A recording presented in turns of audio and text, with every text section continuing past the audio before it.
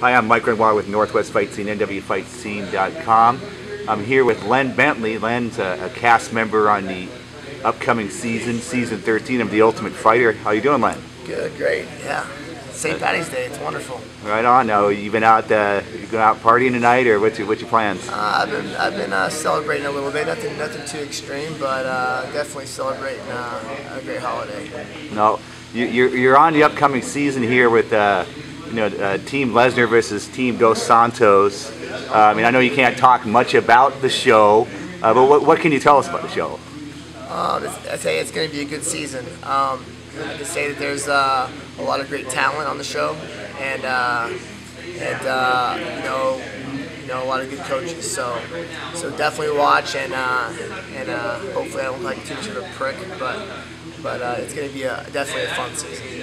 Oh, that's awesome. Now, you tried out for The Ultimate Fighter this time, and you told me beforehand that you tried out a couple times before this. So trying out 3 times, did that help you, do you think, in this third time, getting through the process? Yeah, I definitely think that the third time trying out was a huge advantage for myself, because the people that are involved in the process of picking the talent, they're the same since I had tried out. So my first time was in Chicago for the USA versus UK season, and I made it to the interview. So I went through all the same people that I had the next 2 times I had tried out. So I had a familiar face and a familiar attitude, personality. So it's something that they had seen consistently.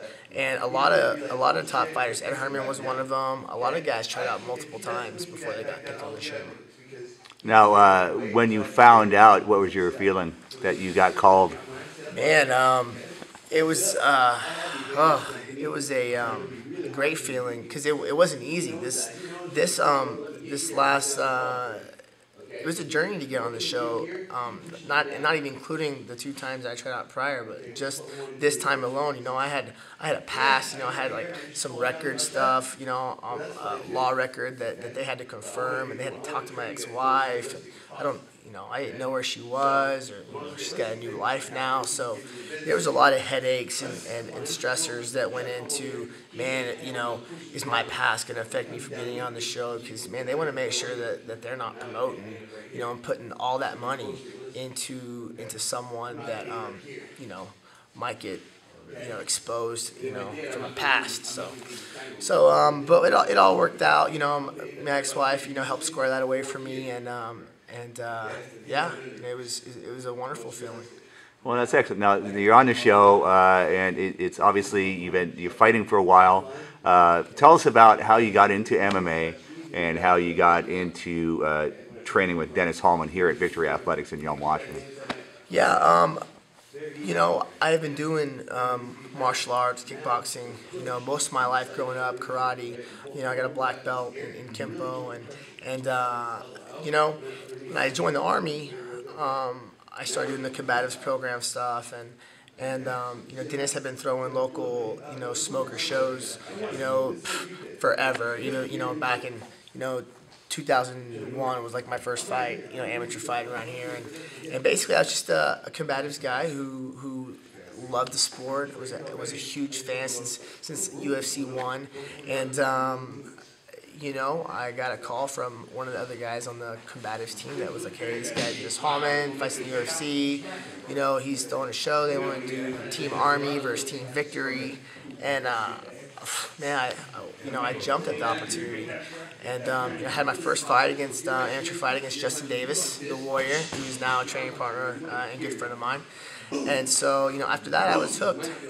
Justin had a knockdown, drag-out war for my first fight. So definitely, I didn't have a gimme on my first fight. So, after that, I was hooked. And then I did a few more fights with one more fight with Team Army, and then, I got back from Iraq, and just recently, last 4 years, 3 years, I got out of the Army.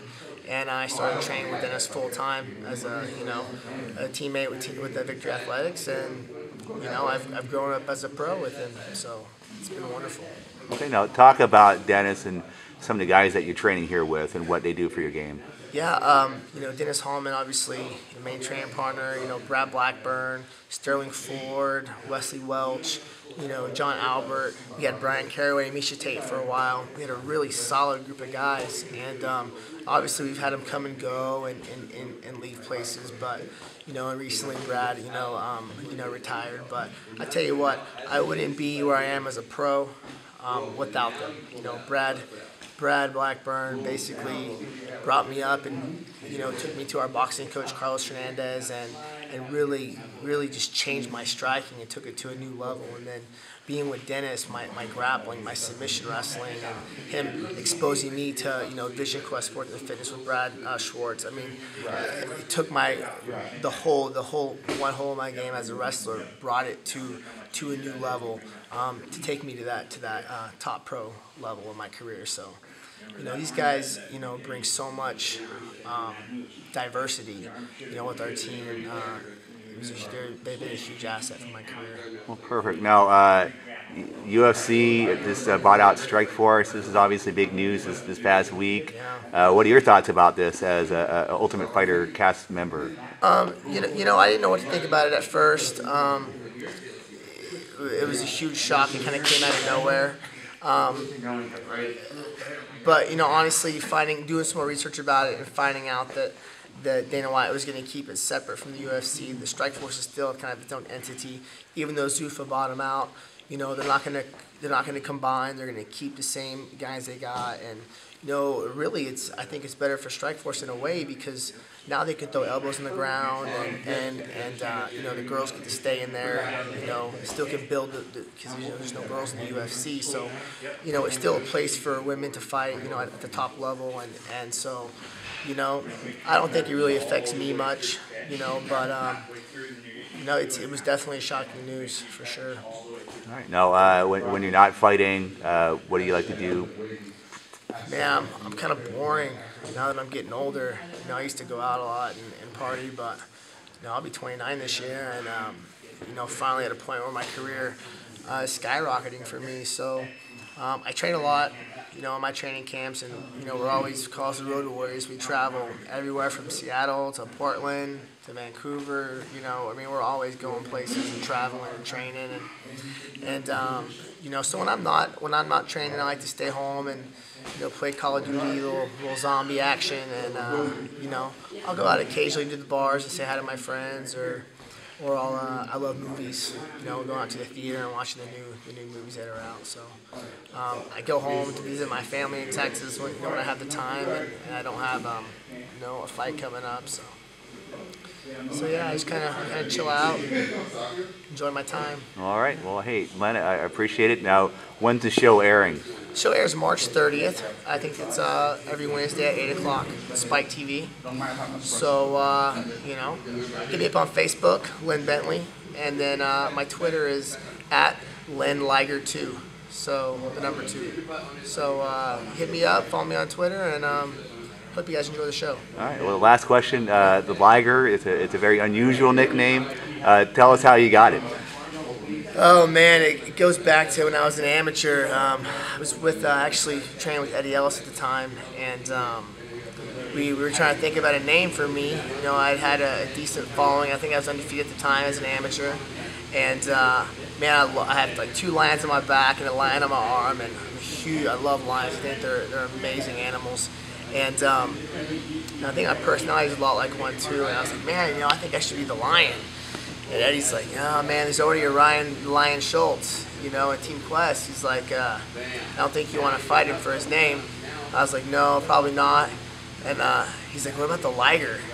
I was like, oh no, that's a stupid name. They're gonna reference me to Napoleon Dynamite the rest of my life. And we laughed about it. And the next day, when I was in the Army, I went to work.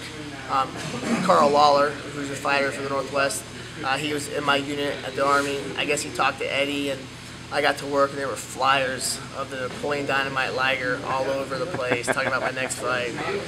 It just kind of stuck, and everybody calls me that now. And I grew on me, and now I love it. And I got this cool little tattoo of it on my chest now. So So you know, it kind of stuck. And there's been a few other names that got given to me over the years, but it's still always been the Liger. So sure dog thinks so.